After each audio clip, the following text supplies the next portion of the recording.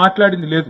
ఇక్కడ కేసీఆర్ను తిట్టాలి, ఊరి మీద వాడాలి, బొబ్బ పెట్టాలి, పిల్లగాళ్ళని ఎత్తి ఖరాబ్ చేయాలి. ఏంద్రా అంటే హిందూ ముస్లిం హిందూ ముస్లిం హిందూ ముస్లిం హిందూ క్రిస్టియన్, హిందూ వై జీవించు హిందూ వై గర్వించు.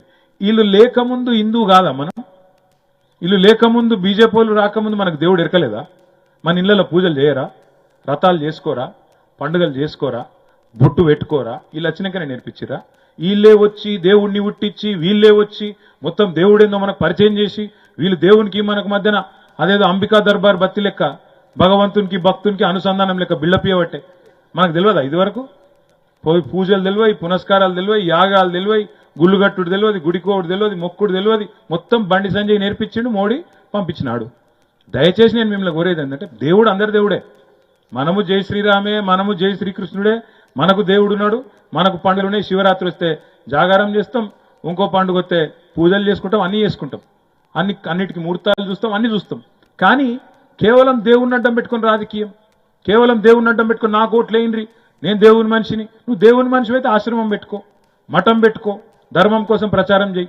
కానీ నేను మిమ్మల్ని అడిగేది ఒకటే, దేశం కోసం ధర్మం కోసం అని చెప్పుకుంటా గాలి తిరుగుడు తిరిగేటోడు కావన్నా, లేకపోతే కరీంనగర్ కోసం గట్టిగా కొట్లాడేటోడు కావన్నా ఆలోచించుడు తప్ప ఆగం కాకుండ్రి. వినోదన్న ఉంటే కరీంనగర్ కోసం కొట్లాడతాడు, మన కోసం కొట్లాడతాడు. గతంలో వీర్నపల్లిని ఎట్లయితే ఆనాడు దత్తత తీసుకొని పనిచేసిండో రేపటి రోజున కూడా అంతకంటే ఎక్కువ పనిచేస్తాడు. ఇలా మనం ప్రభుత్వంలో లేం. మన కరీంనగర్ పార్లమెంట్లో 3 ఎమ్మెల్యేలు ఉన్నారు, 4 కాంగ్రెస్ వాళ్ళు ఉన్నారు. రేపు ఆ 4 చోట్ల కూడా వినోదన్న ఎమ్మెల్యే లెక్క పనిచేస్తాడు. మన నాయకులకు మన కార్యకర్తలకు కూడా అండగా నిలబడతాడు. నేను కూడా మీకు ఎట్లాగూ ఇదివరకంటే మంత్రిగా ఉన్నప్పుడు కొంత రాకపోక తక్కువ ఉండే, ఇప్పుడు నేను కూడా మీకు తప్పకుండా అందుబాటులో ఉంటూ అభివృద్ధి ఒకవైపు చేసుకుంటూ అందుబాటులో ఉంటూ వినోదన్నతో పాటు నేను కూడా ఎంపీగా ఎమ్మెల్యేగా మీకే పూర్తి స్థాయిలో అందుబాటులో ఉండి మిమ్మల్ని కళ్ళలో పెట్టుకొని కాపాడుకుంటా అనే మాట నేను మీకు విజ్ఞప్తి చేస్తా ఉన్నా. నేను రాకముందు మా సాగర్ అని అన్నాడట మాట, ఇప్పుడు ఆగానే చెప్తున్నాడు, అన్న కొద్దిగా కార్యకర్తలను కాపాడుకోవాలి చూసుకోవాలని. కాంగ్రెస్ వల్ల కొద్దిగా ఎగురుడు దుంకుడు కూడా ఎక్కువైంది. కొత్తగా అధికారంలోకి వచ్చారు కదా, ఏమైనా పోలీస్ ఇట్లా మనం సోషల్ మీడియాలో ఏమైనా పెట్టంగానే పోలీసు వాళ్ళు ఫోన్ చేస్తారు, అమీన్ సాబ్ ఫోన్ చేస్తాడు, ఎందుకు పెడుతున్నావా కాంగ్రెస్ మీద, ఎందుకు ఇది చేస్తున్నావు, ఎందుకు అది చేస్తున్నావు. ఆ అధికారులు కూడా కాంగ్రెస్ తొత్తులాగా పనిచేస్తూ ఉన్నారు. భయపడవలసిన అవసరం లేదు, ఎవ్వలకు బుగులు పడవలసిన అవసరం లేదు.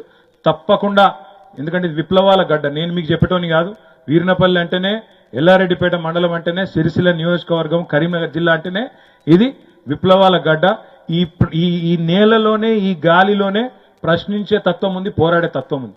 కాబట్టి ఎవ్వనికి భయపడే అవసరం లేదు. ఎవడు మన ఇంటికి కూడా వీకెటోడు ఎవడు లేడు. కాకపోతే కొత్త మురిపం, కొత్త బిచ్చగాళ్ళు కదా, నిన్న కాక మన అధికారంలోకి వచ్చారు కాబట్టి ఎగురుడు దుంకుడు కొద్దిగా ఎక్కువ ఉంటుంది, డైలాగులు ఎక్కువ ఉంటాయి, భయపడకురు. బుద్ధి చెప్పాలంటే మాత్రం ఇప్పుడు దుర్భిక్ష పరిస్థితులు వచ్చినాయి, కరువు మళ్ళొక్కసారి తరుముకొని వస్తున్నది.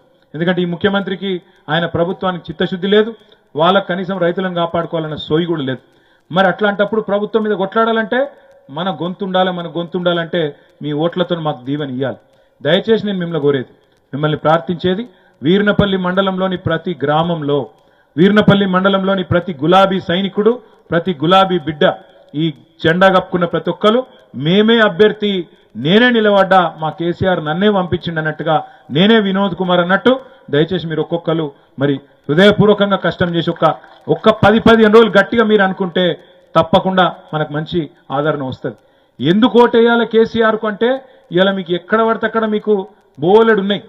ఆడపిల్లలకి ఇచ్చిన కళ్యాణ లక్ష్మి కావచ్చు, రైతులకు ఇచ్చిన రైతు బంధు కావచ్చు, ఊర్లలో ఇచ్చిన రోడ్లు కావచ్చు, మనం వ్యవసాయానికి మనం చేసిన చక్కటి పనులు, నీళ్లు తెచ్చిన విధానం కానీ, మల్కపేట రిజర్వాయర్ నింపిన విధానం కానీ, వీర్నపల్లికి లిఫ్ట్ పెట్టిన విధానం కానీ, ఇట్లా చెప్తే 1-2 కాదు ఎన్నో ఉన్నాయి. ఎందుకు వేయాలి ఓటు కేసీఆర్ కంటే కారణాలు ఎన్నో ఉన్నాయి. గిరిజనులకు రిజర్వేషన్ 6% నుంచి 10% పెంచింది కానీ, తాండాలు 10 కొత్త గ్రామ పంచాయతీలు అయినాయి మన దగ్గర. తాండాలు పంచాయతీలు చేసి మా గిరిజనులకే, మా తాండాలో మా రాజ్యం, మా ఈర్నపల్లి కింద మేము ఉండం, మా తాండాలో మేము ఉంటాం అన్నారు. ఇలా తాండాలు గ్రామ పంచాయతీలు అయినాయి, 10 కొత్త గ్రామ పంచాయతీలు అయినాయి ఒక్క మీ వీర్నపల్లి మండలంలో. ఇట్లా గిరిజనులకు స్వయం పాలన అధికారం ఇచ్చినందుకు కానీ, పోడు భూములకు పట్టాలు ఇచ్చినందుకు కానీ ఎన్నో కారణాలు ఉన్నాయి ఎందుకు ఓటేయాలి కేసీఆర్కు అంటే. అదే మరి బండి సంజయ్కి ఎందుకు వేయాలంటే ఒక్క కారణం లేదు. కాంగ్రెస్కి ఎందుకు వేయాలంటే ఇవాళ వాళ్ళకి చెప్పుకునేందుకు ఏం లేదు. ఎందుకంటే పైసలు అవసరం లేని పనులేమో చేసినట్టు చూపెడతాడు. కానీ ఎక్కడనైతే పెద్ద పెద్ద హామీలు ఇచ్చిండో, 1,67,00,000 మంది ఆడబిడ్డలకు నెలకు 2,500 రూపాయలు ఇస్తా అన్నాడు. ఇంతవరకు అతి లేదు గతి లేదు. రైతులకు 40 లక్షల మంది రైతులకు 2 లక్షల రుణమాఫీ చేస్తా అన్నాడు. దాని మీద కదలిక లేదు. 500 బోనస్ ఇస్తా అన్నాడు క్వింటాల్కు. మరి రైతన్నలను కూడా అడుగుతున్నా, ఏప్రిల్ 15కో 20కో ఎప్పుడు కోతలు చాలైతే మీ వీర్నపల్లిలో? ఏప్రిల్ ఎప్పుడు? మరి మనం ఇప్పుడు గట్టిగా అడగాలి. మరి ఈసారి కన్నా బోనస్ ఇస్తావా ఇయ్యవా నీ సంగతి ఏందని అడగాలి. ఎందుకంటే ఎండిన పంటలు ఎండినాయి, మిగిలిన బతికిన పంటలను కాపాడుకోవాలి కదా, వాటికి బోనస్ ఇవ్వాలి కదా.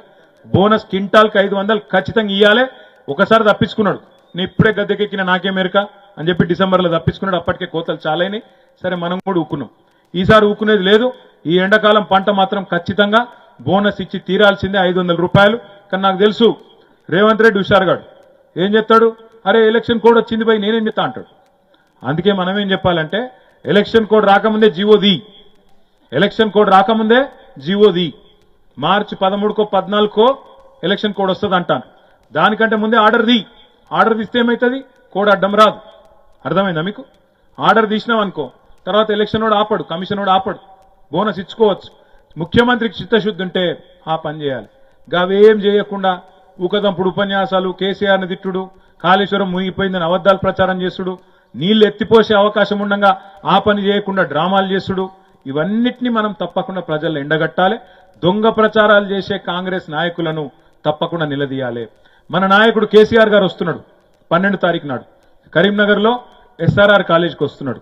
నేను ఇప్పుడే ఆగన్నకు చెప్పినా, రాజిరెడ్డికి చెప్పినా, మన సీనియర్ నాయకులందరికీ కూడా చెప్పినా, మన వీర్నపల్లికెళ్ళి కూడా కనీసం ఒక 2000కు తగ్గకుండా దయచేసి మీరు రావాలి, 2000 మంది రావాలి.